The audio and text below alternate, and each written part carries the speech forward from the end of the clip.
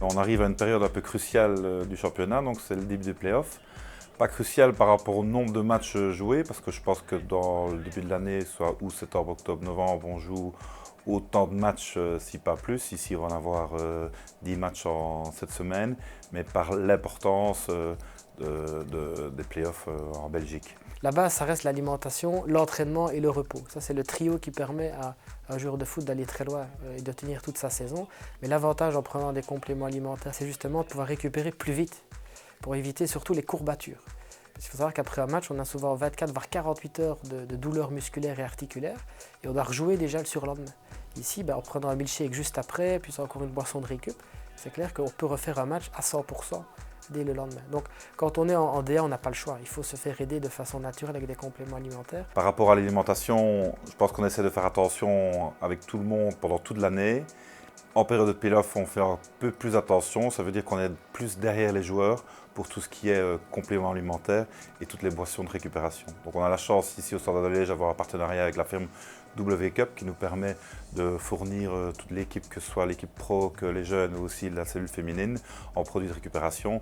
Et je pense que c'est un plus pour nous. Tous les grands clubs de D1 ont une firme avec eux. Il est bien évident que tous ces produits sont ce qu'on appelle Sport Protect, Wall Protect, c'est-à-dire qu'ils ont tous les labels internationaux de l'AMA, donc l'Agence mondiale antidopage. Il faut savoir qu'il n'y a aucun risque de contrôle positif, qu'il n'y a pas de danger, il n'y a pas d'effet secondaire et c'est bien sûr naturel. Et Wake Up a développé pas mal de produits dont le goût est très agréable, à base de citron notamment ou d'orange, avec une grosse caractéristique, c'est le pH, c'est-à-dire le contrôle de l'acidité qui doit être neutre.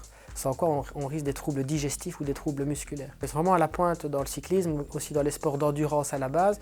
Et là, ils sont en train d'élargir leur gamme pour justement entrer dans des clubs de football au niveau européen. Leur force qui les a fait comme fort connaître, c'est ces petits berlagos, si vous voulez, qui sont semi-solides. Hein, donc c'est un peu comme une compotine.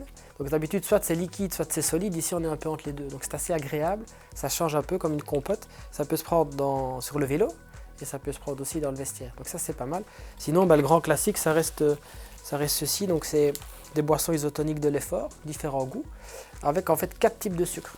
Donc la force, c'est d'avoir des sucres lents, mi-lents, semi-rapides et rapides. Donc on va couvrir en fait 90 minutes, voire plus, d'un match. Si on prend que un sucre rapide, donc genre du miel par exemple, ou du coca, on va tenir une demi-heure puis on n'a plus de jus.